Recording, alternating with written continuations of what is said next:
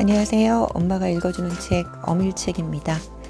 오늘은 동서양을 초월하여 가장 널리 읽히는 역사상 최고의 병법 철학서 손자병법을 읽어보겠습니다. 지은이는 손무로 춘추시대에 활약한 병법가로서 자는 장경이며 제나라 나간의 사람입니다. 생몰연대는 뚜렷한 기록이 없으나 다만 공자와 비슷한 시대로 추정할 수 있을 뿐입니다. 제나라에서 내란이 일어나 정처 없이 떠돌다가 오나라에 도달하여 오자설을 만나고 그를 통해서 오나라 왕 함려와의 운명적인 만남을 이루게 되어 장군으로 발탁돼서 초나라, 진나라 등 주변국을 물리치며 눈부신 활약을 하였습니다. 전쟁에 숨겨져 있는 보편적인 원칙을 발표낸 동양 군사학의 아버지라고 불립니다. 옮기니는 유동환입니다. 손자병법, 홍익출판사, 지은이 손무, 옮기니 유동환. 1장 계획. 싸우기 전에 신중히 계획하라. 이 편은 개 또는 시계라고 부른다. 나라의 운명을 결정짓는 전쟁을 일으키기 전에 토대가 되는 근본 정책이나 검토해야 할 계획을 말한다. 이 편에서는 먼저 전쟁의 중요성을 강조하면서 전쟁의 승부를 결정짓는 기본 조건은 전쟁이 일어나기 전에 이미 갖춰져야 함을 말하고 있다. 적군과 아군 양쪽의 정치, 경제, 군사, 기후, 지리, 지도자의 재능 등 주어진 주관적인 조건과 객관적인 조건을 들고 있다. 이러한 복합적인 요소들을 살펴보고 견주어 보면 승패를 미리 판단할 수 있다는 내용이다. 손무는 말하였다. 전쟁이란 나라의 중대사이다. 백성의 삶과 죽음을 판가름하는 마당이며 나라의 보존과 멸망을 결정짓는 길이니 깊이 상가며 생각하지 않으면 안 된다. 그러므로 다음에 전쟁의 승패를 결정짓는 5가지 기본 요소를 핵심으로 분석하고 7가지 계획에 따라 정세를 비교해 보아야 한다. 5가지 기본 요소란 첫째가 정치이고 둘째가 기후이고 셋째가 지리이며 넷째가 장수이고 5째가 법제이다.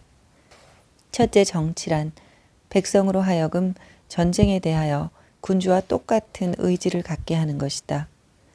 그러므로 백성들이 군주와 더불어 함께 살고 죽으며 나라의 위기에 부딪혀서도 두려워하지 않을 수 있게 된다. 둘째, 기후란 밝음과 어두움, 맑음과 흐림, 마름과 축축함, 그리고 추위와 더위 등 여러 기상 조건과 계절의 변화를 말한다. 셋째, 지리란 길의 멀고 가까움, 지세의 험하고 평탄함, 지역의 넓고 좁음, 지형의 죽을 곳과 살 곳으로 공격과 방어 또는 전진과 후퇴를 결정짓는 갖가지 지형 조건을 가리킨다. 넷째, 장수란 정세를 손에 쥐는 지략, 상벌을 공정하게 시행하는 믿음, 부하를 아끼고 이끄는 어짐, 작전을 추진하는 결단력, 군기를 엄격하게 유지하는 위엄을 갖춘 자를 가리킨다. 5째, 법제란 군대의 조직과 편제 단위, 지휘 통신의 수단인 깃발과 악기의 운영 규정, 벼슬 및 계급 체계와 직무의 합리적인 배분, 식량 등 군수물자의 조달과 공급에 관한 업무를 말한다. 이 5가지 요소는 장수된 자가 반드시 파악하고 있어야 한다. 이를 깊이 이해하고 장악하고 있다면 어떤 전쟁이든 승리로 이끌 수 있으며 그렇지 못할 경우에는 승리를 기대할 수 없다. 그러므로 적군과 아군 양쪽을 비교하면서 다음에 7가지를 기초로 분석해 보아야 그 실제 정세를 파악할 수 있다. 첫째, 군주의 정치는 어느 편이 더 나은가? 둘째, 장수의 지위는 어느 편이 더 유능한가? 셋째, 기후와 지리 조건은 어느 편에게 더 유리한가? 넷째, 법제는 어느 편이 더 엄격하고 공정하게 시행되는가? 5째, 병력과 무기는 어느 편이 더 강한가? 6째, 병사의 훈련은 어느 편이 더 잘 되어 있는가? 7째, 상과 벌은 어느 편이 더 공정하고 분명하게 시행되는가? 나는 위의 7가지를 기준으로 서로 견주어 보면 어느 편이 이기고 질 것인지 미리 알 수 있다. 만일 이러한 나의 기본 계책을 따라서 군대를 부린다면 반드시 승리를 거두게 된다. 따라서 나도 이 나라에 머무를 것이다. 그러나 나의 계책을 따르지 않고서 군대를 부린다면 반드시 패배하게 된다. 따라서 나는 이 나라를 떠날 것이다. 이해득실에 대한 기본 조건을 분석한 다음에 유리한 형세를 만들고 이것이 밖에서 돕는 보조 조건이 되도록 만든다. 여기서 형세란 유리한 조건을 잡아서 상황 변화에 따라 주도권을 손에 넣음을 말한다. 병법은 기만술이다. 그러므로 적을 공격할 능력이 있지만 능력이 없는 것처럼 보이게 하고 공격을 가할 필요가 있지만 공격할 필요가 없는 것처럼 보이게 하며 가까운 목표를 공격할 계획이지만 멀리 있는 목표를 공격하는 것처럼 보이게 하고 멀리 돌아갈 계획이지만 가까운 곳으로 움직이는 것처럼 보이게 한다. 또한 적에게 작은 이익을 미끼로 주어 그들을 유인해내며 적을 혼란스럽게 하여 기회를 틈타 깨부수며 적의 힘이 충실하면 더욱더 든든히 대비하며 적의 병력이 강대하면 잠깐 결전을 피하여야 하며 쉽사리 분노하는 적은 집요하게 도발하여 제풀의 기세가 꺾이게 만들며 아군을 가볍게 보는 적에게는 오히려 비굴한 몸짓으로 그들의 자만심을 더욱 부채질한다. 적이 충분히 쉬어서 안정되어 있으면 계략을 써서 피로하게 만들고 적군 내부가 친밀하면 이를 이간질시켜 떼어놓는다. 적이 도무지 방어할 생각을 못하는 곳에 공격을 집중해야 하며 적이 전혀 뜻하지 못한 의표를 찌르며 출동하여야 한다. 이것이 전쟁에서 승리를 움켜주는 길이다. 그러나 전쟁 상황은 때에 따라 끊임없이 변화하므로 임기응변이 요구되니 전투가 벌어지기 전에 미리 세운 계획에 얽매여서는 안 된다. 전쟁을 일으키기 전에 조정해서 전략을 수립하면서 승리를 예측하는 자는 그 계획이 주도면밀하고 다양하다.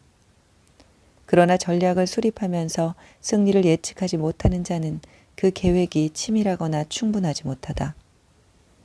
계획이 다양하면 이기고 계획이 다양하지 못하면 이길 수 없다. 하물며 아예 계획을 세우지 않는다면 그 결과는 더 말할 나위가 없다. 이런 측면을 살펴보면 어느 편이 이기고 질 것인지 미리 알 수 있다. 2장 작전. 오래 끌지 말고 속전속결하라. 이 편은 작전 또는 전이라고 부른다. 전쟁이란 사람, 물자, 정치의 바탕 위에서 이루어지는 총체적인 인간활동이다. 그러므로 전쟁의 승부가 직접적인 군사력 이전에 그 배경이 되는 경제력의 강약에 따라 좌우되고 결정된다는 점을 분명히 밝히고 있다. 이 책이 쓰여진 2500년 전의 생산 수준은 지금에 비하면 전혀 비교가 되지 않을 만큼 뒤떨어져 있고 물자도 풍족하지 못하고 군대 조직도 체계적이지 못하였으므로 손무는 제한된 사람과 경제의 조건 아래에서 전쟁을 치러야 한다는 것에 주의하였다. 그래서 전쟁이란 빨리 이기는 것을 중요하게 여기지 질질 끄는 것을 싫어한다 라는 속전속결을 주장하고 적지에서 식량을 빼앗아 수요를 채워라 라는 주장을 제시하였다. 손무는 말하였다. 나라에서 군대를 동원하여 전쟁을 하려면 빠르고 가벼운 전투용 전차 1000대와 운반용 수레 1000대 그리고 무장한 병사 10만 명을 출동시켜야 하며 게다가 천리길에 걸쳐서 군량미를 수송하고 물자를 보급해야만 한다. 그러니 이렇게 하려면 전방과 후방에 들어가는 경비, 국빈이나 사신과의 외교에 쓰이는 접대, 무기와 장비를 만들거나 고치는 데 들어가는 물자, 수레와 갑옷을 수리하고 보충해 주는 데 필요한 비용을 합쳐서 하루에 1000금에 이르는 막대한 전쟁 비용이 들어간다. 이러한 전쟁 비용을 확보할 수 있을 정도로 국력이 갖추어져야만 비로소 10만 명의 대군을 출동시킬 수 있다. 그러므로 이토록 방대한 규모의 군대를 동원하여 전쟁을 할 때에는 속전속결로 승리하여야 한다. 싸움을 질질 끌게 되면 병사들이 피로해지고 사기가 꺾이게 되며 적의 성을 공격하게 되면 병력을 많이 잃게 된다. 그리고 군대를 나라 밖으로 끌고 나가서 오래도록 작전하면 나라의 재정이 말라버리게 된다. 장기전으로 병사들이 피로하고 사기를 잃게 되고 병력 손실이 많아지고 재정이 말라버리면 이웃의 다른 나라가 그 어려운 틈을 타서 치고 들어오게 된다. 그렇게 되면 제 아무리 지혜로운 자라도 그 뒤를 수습할 수 없다. 그러므로 전쟁 준비에 다소 모자란 점이 있더라도 속전속결을 추구하여 승리한 경우는 들어보았지만 전쟁 준비를 완벽하게 갖추고 장기전을 치르며 승리한 경우는 본 적이 없다. 대개 전쟁을 오래 끌어서 나라에 이로운 경우는 결코 없다. 그러므로 장수가 군대를 움직일 때의 해로운 면을 완전히 이해하지 못하면 군대를 움직일 때의 이로운 면도 완전히 이해할 수가 없다. 전쟁을 잘 이끄는 장수는 한 사람을 2번 거듭해서 징집하지 않고 식량을 국경 밖으로 여러 차례 실어 나르지 않는다. 무기와 장비는 자기 나라에서 가져다 쓰지만 식량은 적지에서 빼앗아 해결한다. 그렇게 해야 필요한 식량을 넉넉하게 확보할 수 있다. 전쟁을 하면서 나라의 재정이 가난해지는 이유는 병사와 보급 물자를 먼 거리로 수송해야 하기 때문이다. 이렇게 수송로가 길어지면 백성의 부담이 커져서 가난해진다. 군대가 주둔한 지역은 물가가 오르고 물가가 오르면 백성들이 쓸 물자가 모자라게 된다. 나라의 물자가 다 말라버리면 이를 채워야 할 부역의 부담이 급격하게 늘어나게 된다. 이렇게 군사력이 소모되고 나라의 재정이 말라버리면 나라 안은 집집마다 텅 비게 되고 백성의 재산은 열의 7이 소모된다. 게다가 나라의 재정도 부서진 전차와 병들고 시달린 말을 비롯하여 갖가지 전투장비나 무기 그리고 운송수단의 손실 때문에 그 열의 6이 소모된다. 그러므로 지혜로운 장수는 적지에서 식량을 빼앗으려고 노력한다. 적의 식량 10섬을 얻으면 본국에서 200섬을 보급받는 것과 같으며 현지에서 사료 1섬을 얻으면 본국에서 20섬을 보급받는 것과 같은 효과가 있다. 병사들이 용감하게 적을 무찌르게 하려면 적개심을 길러주어야 하며 적의 물자를 잘 빼앗게 하려면 제물로 상을 주어 권장하여야 한다. 전차 전투에서 적의 전차를 10대 넘게 노획했다면 가장 먼저 빼앗은 자에게 상을 내려주며 적 전차의 부대 깃발을 아군의 깃발로 바꾸어 아군 전차와 함께 섞어서 사용한다. 그리고 포로로 잡힌 적에게 잘 해주어 아군으로 전향하게 한다. 이른바 싸워 이길수록 더욱 강해진다는 것은 이런 경우를 두고 한 말이다. 그러므로 전쟁에 있어서는 속전속결로 이기는 것이 중요하며 가능한 한 지구전은 피해야 한다. 그러므로 전쟁에 있어서는 속전속결로 이기는 것이 중요하며 가능한 한 지구전은 피해야 한다. 이와 같은 전쟁의 본질을 깊이 아는 장수가 바로 백성의 목숨과 운명을 한 손에 쥐고 있고 나라의 흥망을 어깨에 짊어진 인물이다. 3장 전략.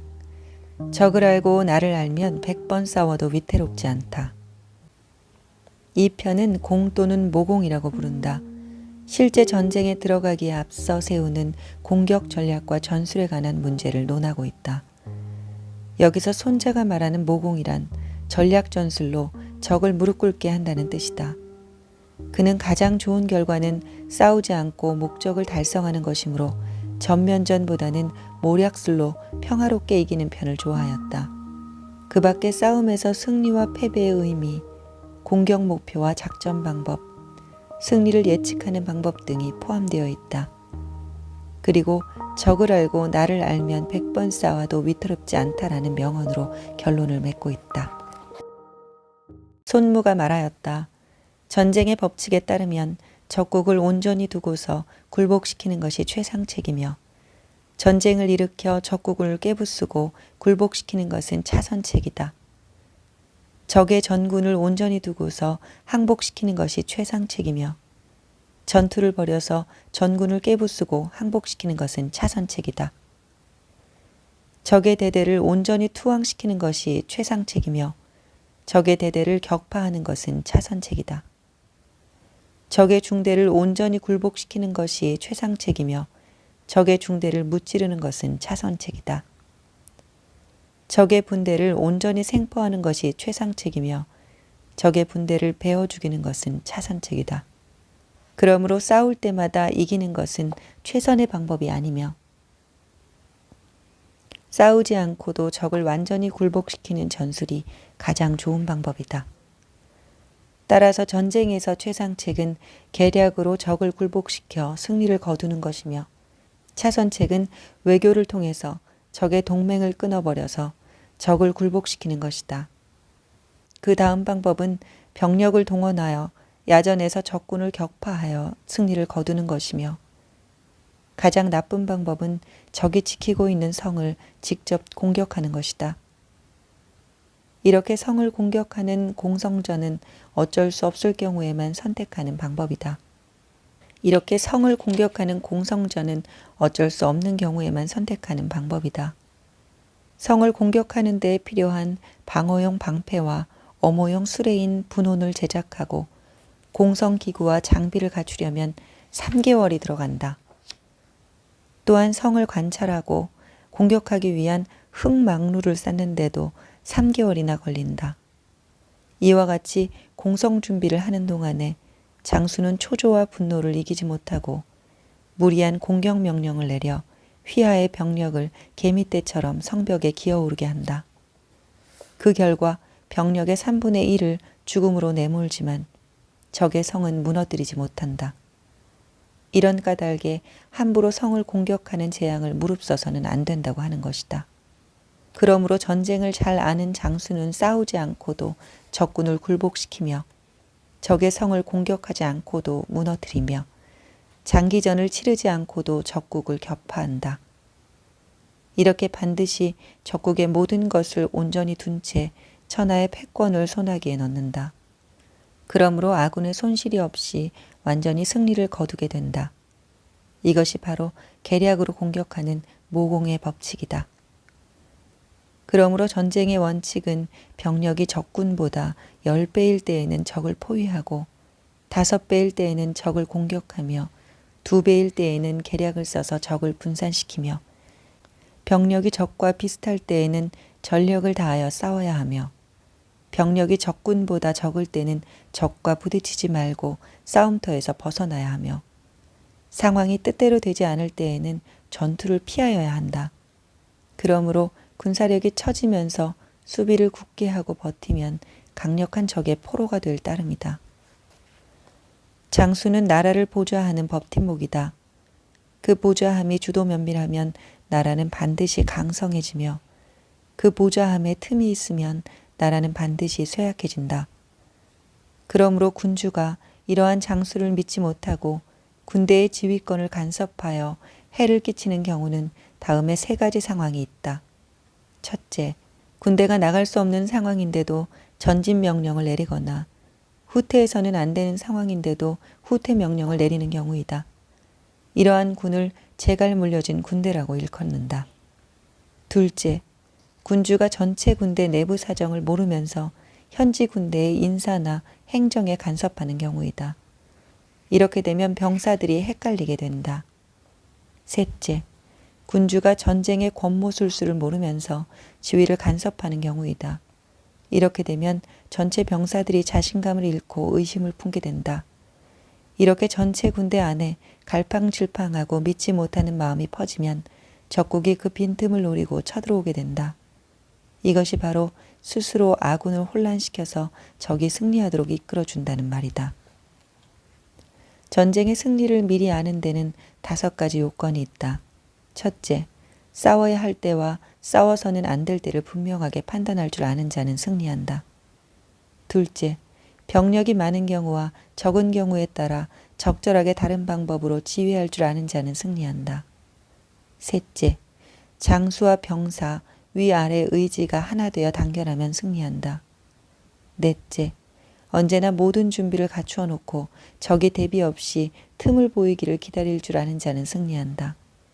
다섯째, 장수가 유능하여 군주가 작전에 간섭하지 않으면 승리한다. 이상의 5가지가 승리를 알 수 있는 요건이다. 그러므로 적을 알고 나를 알면 100번 싸워도 위태롭지 않을 것이다. 적을 모르고 나를 알기만 한다면 이기고 질 확률은 절반이 되며 적도 모르고 나 자신도 모른다면 싸울 때마다 반드시 위험에 빠지게 된다고 말할 수 있다. 4장 형세. 반드시 이길 수 있는 형세를 갖추어야 한다. 이 편은 형 또는 군형이라고 부른다. 군대의 힘을 세라고 하는데 군세를 충분히 떨칠 수 있도록 꾀하는 여건을 군형이라고 한다. 이 편에서는 상황이 변함에 따라 군형이 변화하는 모습을 말하고 있다. 그 주요 내용은 군대의 작전에 있어서 우선적으로 아군을 패배하지 않는 위치에 놓고 나서 적군의 약점을 파악하여 압도적 우세로서 타격을 가하여 이른바 아군을 보호하면서 완전한 승리를 얻는다는 목표에 도달하기까지의 공격과 수비의 요건을 말하고 있다. 5편 병세와 함께 구체적인 전략 전술에 대하여 논의하고 있다. 손문은 말하였다. 옛날에 전투에 뛰어난 장수는 먼저 적이 아군을 이기지 못할 태세를 갖추고 적이 허점을 드러내 아군이 승리할 수 있는 여건을 만들기를 기다렸다. 그러니 적이 승리하지 못하도록 만드는 조건은 아군 쪽에 달려 있으며 아군이 적을 이길 수 있는 조건은 적군 쪽에 달려 있는 것이다. 그러므로 아무리 전쟁에 뛰어난 자라도 적군이 승리하지 못하도록 아군의 대비 태세에 만전을 기할 수는 있어도 아군이 반드시 적군을 이길 수 있도록 적군의 허점을 마음대로 만들어낼 수는 없는 것이다. 그러므로 승리란 미리 알 수는 있으나 그것을 원한다고 마음대로 얻어지는 것이 아니다라고 말하는 것이다. 적이 승리할 수 없게 만드는 것은 아군의 수비이며 아군이 승리를 빼앗을 수 있는 것은 공격이다. 병력이 부족하면 수비를 하고 병력이 여유가 있으면 공격을 한다. 수비를 잘하는 장수는 깊이를 헤아릴 수 없는 땅속에 숨듯 지형을 최대한 이용하여 아군의 역량을 깊숙이 은폐시킨다. 공격을 잘하는 장수는 높디 높은 하늘 위에서 행동하듯 어떤 조건에도 거스름 없이 아군의 역량을 최고도로 발휘한다. 그러므로 아군을 온전하게 보전하면서 완전한 승리를 거둘 수 있는 것이다. 누가 보아도 어느 쪽이 승리할지를 알 수 있는 상황에서 거둔 승리는 최선의 승리가 아니다. 힘껏 싸워서 천하의 모든 사람들로부터 잘 싸웠다는 말을 듣는 승리도 최선의 승리가 아니다. 깃털을 들어 올린다고 해서 힘이 세다고 하지 않으며 해와 달을 본다고 해서 눈이 밝다고 하지 않으며 우레나 벼락 소리를 듣는다고 해서 귀가 밝다고 하지 않는 것처럼 밖으로 드러난 상황은 누구나 다 알 수 있기 때문이다. 옛날에 전쟁을 잘한다고 일컬어졌던 자들은 모두 이길 수 있는 조건을 다 갖추어 놓고 적과 싸워 쉽게 승리하였다. 따라서 전쟁을 잘하는 인물이 거둔 승리에는 그의 지략이 뛰어나다는 명성이나 용맹스러운 공적이 돋보이지 않았다. 상황이 겉으로 드러나서 어긋나기 전에 미리 조치를 취함으로써 확실한 승리를 거둘 수 있었던 것이며 이는 곧 싸우기 전에 반드시 이길 조건을 갖추어 놓고 이미 패배할 상황에 처해 있는 적을 상대로 싸워 이긴 것이다. 그러므로 전쟁을 잘하는 자는 언젠가 패배하지 않는 불패의 자리에 서서 적이 패배할 기회를 놓치지 않는다. 승리하는 군대는 먼저 승리할 수 있는 태세를 갖추어 놓고 적과 싸우며 패배하는 군대는 먼저 싸움을 걸어놓고 승리를 추구한다. 전쟁을 잘 이끌어 나가는 자는 승리하기 위해서 언제나 정치적으로 충분한 준비를 하고 법 제도를 확고하게 갖춘다.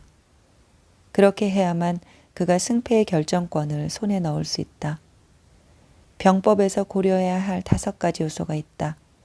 첫째는 지형 판단이고 둘째는 물질적인 자원이고 셋째는 양쪽의 병력 숫자이고 넷째는 양쪽의 전체적인 전투력의 비교이며 다섯째는 우열과 승패의 상황이다.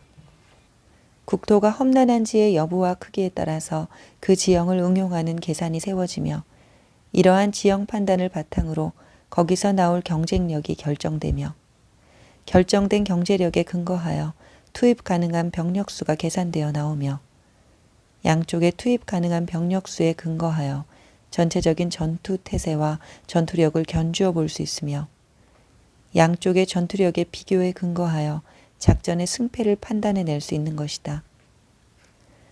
그러므로 전투력에서 마치 엄청난 무게로 새털처럼 가벼운 무게를 압도하듯 우세한 군대는 승리하며 반대로 절대적인 열세에 빠진 군대는 패배하기 마련이다. 승리하는 자는 작전을 주도하면서 1000길 높은 골짜기에 가둬둔 물을 한 번에 쏟아내듯 쌓여있는 힘을 최대한 발휘하게 한다. 이것이 바로 승리의 기세인 군형이다. 5장 기습 전술. 일시에 쏟아질 듯한 기세를 유지하라. 이 편은 새 또는 병세라고 부른다. 손문은 이 편에서 물리적 군사 실력에 기초하여 장수의 지휘력과 재능을 발휘하고 유리한 여건을 만들어내고 이를 적절히 응용하면서 비정규적 전술인 기로서 적에게 필승의 공격을 가하는 과정을 논술하였다. 특히 그는 군대 조직의 엄밀성, 부대 부서의 적절성, 엄정한 군기를 요구하고 적의 돌발적인 공격에 부딪혀서도 패배에 이르지 않는 원리를 강조하였다. 결국 세란, 움직임을 통해서 나타나는 것으로 위치, 속도, 응집력, 힘의 강약에 따라 결정되는 상황의 변화를 말한다. 손문은 말하였다. 많은 수의 병력을 적은 수의 병력을 다루듯 관리하는 방법은 합리적인 조직과 효율적인 편제를 갖추는 것이다. 대규모 부대를 소규모 부대처럼 일사불란하게 지휘하는 방법은 명확하고도 신속한 지휘통신 계통에 있다. 전체 군대가 어떠한 적의 공격을 받더라도 패배하지 않는 이유는 비정규 전술과 정규 전술을 잘 운영하였기 때문이다. 군대가 어떠한 적을 공격하더라도 바위로 달걀을 깨듯 당해낼 자가 없게 하는 것은 적의 빈틈을 충실한 전력으로 깨는 전술에 있다. 일반적으로 작전이란 정규 전술인 정병으로서 적과 맞서며 비정규 전술인 기병으로서 승리를 결정짓는다. 그러므로 기병의 전술을 능숙하게 구사하는 장수의 전법은 그 변화가 하늘과 땅의 운행처럼 무궁무진하고 강물의 흐름처럼 끊이지 않는다. 끝날 듯 하다가 다시 시작되는 것이 마치 해와 달이 뜨고 지는 것과 같고 죽었다가 다시 살아나는 것이 마치 사계절이 바뀌는 것과 같다. 음악의 음계는 5가지에 지나지 않지만 그 5소리의 변화는 이루 다 들어볼 수 없을 정도로 끝이 없다. 빛깔은 5가지에 지나지 않지만 그 5빛깔의 변화는 이루 다 볼 수 없을 정도로 한이 없다. 음식의 맛은 5가지에 지나지 않지만 그 5맛의 변화는 이루 다 맛볼 수 없을 정도로 다함이 없다. 이와 마찬가지로 전세는 비정규 전술인 기병과 정규 전술인 정병 2가지에 좌우될 뿐이지만 이 두 전술의 변화는 이루 다 헤아릴 수 없을 정도로 무궁무진하다. 이처럼 기병과 정병은 서로 잇따라 나오니 마치 둥근 고리가 시작도 끝도 없이 맴도는 것과 같다. 어느 누가 그 순환을 다 헤아릴 수 있겠는가. 급류의 물살이 빠르고 거세어 바위조차 떠내려가게 하는 것을 가리켜 기세라고 한다. 독수리나 매처럼 맹렬한 순발력과 기민한 동작으로 덮쳐서 먹이를 찢어버리는 것을 가리켜 꼭 맞는 타이밍이라고 한다. 그러므로 작전 지휘에 능숙한 자는 그 기세가 거세며 작전 거리와 타이밍은 짧고 맹렬하다. 기세는 시위를 팽팽하게 당긴 쇠뇌와 같아야 하며 작전 타이밍은 화살을 쏘아보내듯 순간적이어야 한다. 깃발이 어지럽게 휘날리고 서로 뒤얽혀 어지러운 혼전 속에서도 아군을 혼란에 빠뜨리지 않아야 한다. 그리고 전차와 보병들이 뒤섞이고 적과 아군이 뒤섞인 혼돈 상태에 빠졌을 때에는 내면 8방향의 어떤 쪽으로도 적이 뚫고 들어올 수 없도록 둥글게 부대를 배치하여 패배하지 않도록 만전을 기해야 한다. 군대는 경우에 따라 엄정한 질서 속에서도 혼란이 일어나고 용맹함 속에서도 비겁함이 생겨나며 굳센 가운데서도 나약함을 보일 수가 있다. 질서와 혼란은 지휘관의 부대 편성 능력에 달려 있으며 용맹함과 비겁함은 기세에 달려 있으며 강함과 나약함은 상황의 형태에 달려 있다. 그러므로 유능한 장수는 적이 아군의 뜻대로 움직이도록 조종할 줄 알아야 하며 그것은 그러한 상황을 만드는 상황의 형태에 달려 있다. 예컨대 작은 이익으로 적을 유인하면 적은 반드시 유인에 걸려들게 된다. 이와 같이 적에게 이로운 미끼를 던져주어 적을 아군의 뜻대로 움직이게 한 다음 복병을 숨겨두고 불시에 공격하여야 한다. 그러므로 전쟁에 능한 자는 기세로 승리를 추구하며 병사 개개인의 전투력만을 탓하지는 않는다. 따라서 유능한 인재를 선발하여 유리한 기세를 만들어 그 기세를 탈 수 있게 할 수 있다. 그 기세를 타게 되면 가파른 계곡에서 나무나 바위를 굴리듯 병사들을 거침없이 휘몰아 적을 칠 수 있다. 본래 나무나 바위는 평탄한 곳에서는 움직이지 않지만 비탈진 곳에서는 굴러가게 마련이다. 게다가 모난 것은 멈추고 둥근 것은 구르게 마련이다. 그러므로 지휘를 잘하는 자는 천길 높은 산골짜기에서 둥근 바위를 굴리듯 세차고 거세게 병사들을 몰아붙인다. 이것이 바로 군대의 기세인 것이다. 6장 기만 작전 승리는 인위적으로 만드는 것이다. 이 편은 주로 빈틈이나 준비되지 않은 상태를 말하는 허와 충실한 실력이나 준비를 말하는 실이라는 두 개념에서 출발한다. 이 두 개념의 대립과 그 상호 의존성 그리고 일정한 조건 아래에서 서로 변화하는 작용에 대하여 설명하였다. 손무는 적에게 실이 있으면 반드시 허도 따라서 있다고 주장하였다. 적이 어떻게 아군에 맞서서 배치하든 필연적으로 드러나는 약점은 있으며 따라서 아군은 어떠한 수단으로든지 적의 취약점을 만들어서 적의 실을 피하여 그 허를 찔러야 한다고 강조하였다. 이 피실격허의 전략은 손무의 병법 사상 가운데서도 가장 중요한 원칙 가운데 하나이다. 그러므로 이 편에서도 주도권의 쟁취, 피동 상태 피하기, 적의 취약점 만들기, 압박술 또는 유인술에 의한 적의 행세를 분산하고 약화시키는 방법을 말하고 있다. 이와 아울러 아군의 병력 집중, 휴식 상태에서 필요한 적을 공격하는 이 일대로 적의 약점을 잡으면 신속하게 공격한다는 전술 등 결론적으로 적의 상태에 따라 승리를 얻는다는 인적 재승의 전략을 말하였다. 그리하여 승리는 인위적으로 만드는 것이라고 매듭지었다. 손무가 말하였다. 적보다 먼저 전쟁터에 도착하여 적을 기다리는 군대는 편안하고 적보다 늦게 전쟁터에 도착하여 갑자기 전투에 투입되는 군대는 피로하다. 그러므로 유능한 지휘관은 능동적인 위치에서 적을 끌어들이지 피동적으로 적에게 끌려가지는 않는다. 아군의 뜻대로 적을 끌어들이려면 작은 이익을 미끼로 적을 유인하여 적으로 하여금 스스로 유리하다고 판단하여 움직이게 해야 한다. 적을 움직이지 못하게 하려면 해로운 수단을 강구하여 적의 행동을 저지하여 적이 불리하다고 판단하여 스스로 움직이지 않게 만들어야 한다. 그러므로 적이 쉬고 있으면 적을 피로하게 만들고 적의 식량이 넉넉하면 적을 굶주림에 빠지도록 만들며 적이 안정되어 있으면 도발해서 동요시켜야 한다. 적이 미처 구원하지 못할 곳을 공격해야 하며 적의 의표를 찔러 전혀 예상하지 못한 방향으로 진출해야 한다. 천리길을 행군하고도 병사가 피로하지 않게 하려면 적의 대비가 없는 곳으로 진출하여야 한다.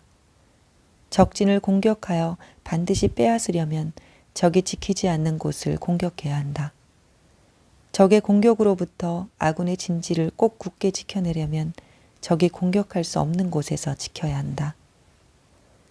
그러므로 공격에 능숙한 장수는 적으로 하여금 어디를 어떻게 수비하여야 좋을지 모르게 만들고, 방어에 능숙한 장수는 적으로 하여금 어디를 어떻게 공격해야 좋을지 모르게 만든다. 방어하는 적에게 공격의 자취를 드러내 보이지 않고도 수비하지 못하고 어쩔 줄 모르게 만드니 이 얼마나 미묘한가. 공격하는 적에게 수비의 숨소리조차 들리지 않게 하고도 공격할 방법을 잃게 만드는 것이니 이 얼마나 신묘한가. 이러한 경지에 이르면 적의 운명을 마음대로 좌우할 수 있게 된다. 아군이 진격할 때 적이 방어하지 못하는 것은 적의 허점을 찔렸기 때문이다. 그리고 아군이 후퇴할 때 적이 추격하지 못하는 것은 빠르게 후퇴를 단행하였기 때문이다. 그러므로 아군이 싸우고자 하면 적이 아무리 성체를 높이 쌓고 참호를 깊이 파고 들어가 굳게 수비만 하려고 해도 결국에는 아군의 뜻대로 적이 나와서 싸우지 않을 수 없게 만들어야 한다. 이는 바로 그 적이 반드시 구원해 주어야 할 지역에 아군이 공격을 가하면 된다. 반대로 아군이 전투를 피하고자 하면 아군이 별다른 수비 태세를 갖추지 않고 땅 위에만 금만 그어놓고 지키더라도 적이 아군을 공격하지 못하게 만들어야 한다. 이는 바로 아군이 적의 공격 목표를 다른 곳으로 바꾸도록 유도하면 된다. 그러므로 적은 자신의 실상과 의도를 드러내도록 유도하고 아군의 실상과 의도는 감춘다. 그러면 아군의 병력은 집중할 수 있지만 적의 병력은 분산될 수밖에 없다. 아군은 하나의 힘으로 병력을 집중하지만 적은 10개의 힘으로 병력을 분산시킨다면 아군이 10의 병력으로 하나로 나눠진 적에게 타격을 가할 수 있게 되며 이는 곧 많은 수의 아군이 적은 수의 적을 상대하는 것을 의미한다. 이렇게 다수의 병력으로 소수의 적을 공격할 수 있으면 아군이 맞서 싸워야 할 병력은 적어지게 된다. 아군의 공격 목표를 알지 못하면 적은 방어해야 할 곳이 많아진다. 그리고 방어해야 할 곳이 많아지면 적의 병력은 분산되어 아군의 공격을 막아낼 방어 병력은 더욱 적어지게 된다. 그러므로 앞쪽의 방어력을 집중시키면 뒤쪽의 병력이 약해지게 되며 뒤쪽의 방어력을 집중시키면 앞쪽의 병력이 약해지게 된다. 왼쪽의 방어력을 집중시키면 오른쪽이 약해지며 오른쪽의 방어력을 집중시키면 왼쪽의 병력이 약해지게 된다. 사방 모두를 빠짐없이 방어하려면 사방의 병력 모두가 약해지게 된다. 병력이 적어지는 것은 피동적으로 적을 막으려고만 하기 때문이고 병력이 많아지는 것은 능동적으로 적이 아군에 대한 방어에만 매달리게 만들기 때문이다. 전쟁터와 전투 시간을 미리 알고 있으면 멀리 천리길을 행군해 가더라도 적과 싸워 이길 수가 있다. 그러나 전쟁터와 전투 시간을 미리 알지 못한다면 같은 부대라도 왼쪽이 오른쪽을 구할 수 없게 되고 그 반대의 경우도 마찬가지며 뒤쪽이 앞쪽을 구원할 수 없게 될 뿐 아니라 그 반대도 마찬가지다. 한 곳에서 싸우는 부대끼리도 이렇게 되니 하물며 멀리 몇십 리에 가까이는 몇십 리 밖에 떨어져 싸우는 부대가 다른 부대의 지원을 어찌 기대할 수 있겠는가? 하물며 멀리 몇십 리에서 가까이는 몇 리 밖에 떨어져 싸우는 부대가 다른 부대의 지원을 어찌 기대할 수 있겠는가? 내가 보건대 월나라의 병력이 비록 많다고는 하지만 병력 수가 많다는 것만으로 어떻게 승패가 결정되겠는가? 그러므로 승리란 인위적으로 만들어지는 것이라고 말하는 것이다. 적의 병력이 아무리 많다고 하더라도 그들로 하여금 싸우지 못하게 만들면 되기 때문이다. 그러므로 적의 정황을 수집하고 분석하여 적의 의도를 정확히 판단하며 적을 건드리고 흔들어서 움직이고 멈추는 규칙을 파악하고 적에게 거짓으로 아군의 행세를 노출하여 적지의 지형과 진지의 장단점을 알아내며 정찰대를 내보내 적군의 병력과 편지의 허실과 강약을 면밀히 파악하여야 한다. 따라서 위장이 최고로 잘된 군대는 형세가 아예 드러나지 않는 무형의 경지에 이른 부대이다. 아군이 무형의 경지에 오르면 적은 아군의 의도를 간파할 수 없을 것이다. 이와 같이 무형의 태세가 완벽하게 갖추어지면 적의 간첩이 아무리 깊이 침투한다 하더라도 아군의 허시를 탐지하지 못할 것이며 적에게 아무리 지혜로운 자가 있다 하더라도 계략을 세우지 못할 것이다.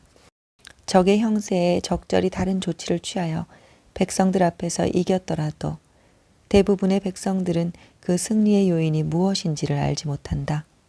백성들은 아군이 승리하는 형세이기 때문에 승리한 것이라고만 알 뿐 그와 같이 승리하도록 제어하는 형세가 무엇인지는 모른다.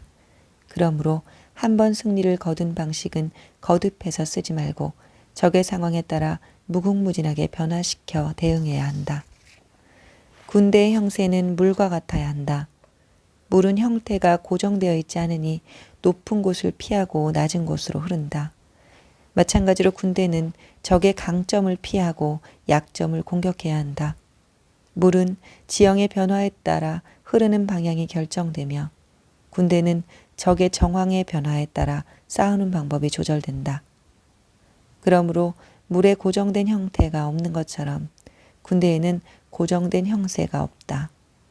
적의 정황 변화에 따라 적절히 대응하여 승리를 거두는 자야말로 용병의 신이라고 할 수 있다. 자연현상에서 만물의 근원인 오행이 언제나 이기기만 하지 않고 상생상극하고 사계절이 한 계절에 묶이지 않고 순환하며 해가 길어지고 짧아지며 달이 차고 기우는 것처럼 용병의 원칙도 또한 고정되어 있어서는 안 되고 언제나 변화하여야 한다. 네, 오늘은 1장부터 6장까지 읽어보았습니다. 함께 들어주신 여러분 감사합니다.